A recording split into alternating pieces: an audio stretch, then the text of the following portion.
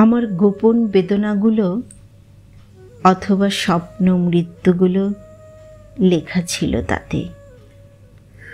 একদিন লিখেছিলাম সেই সব দিনের কথা, তোমার কথা, আমার কথা, আমাদের কথা অবলীলায়। তাদের কথাও লেখা ছিল, যারা আমাদের পিছু নিয়েছিল আলোতে, অন্ধকারে, জ্যোৎস্নায়, অমাবস্যায়, যাদের মিথ্যা গর্জনে একদিন থেমেছিল জোনাকিরা।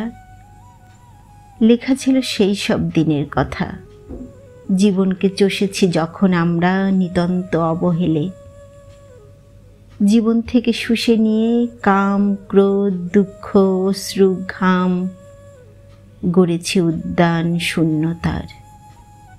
লেখা ছিল অন্ধকার, ধোঁয়াশার কথা, শ্বেতপদ্ম, কাশফুল আর বহতা নদীর কথা, বৃষ্টি ভেজা হলুদ বন, দূর পাহাড়ে সৌন্দর্য, ভেজা ভেজা শ্রাবণের কথা, শরতের কথা, ব্রহ্মপুত্র আর দূর দিগন্ত ছোঁয়ার কথা। লেখা ছিল জীবনের যত বিস্ময় আর বিমূর্ত দিনের কথা, বুকের গভীর থেকে উঠে আসা এক দীর্ঘশ্বাসের কথা,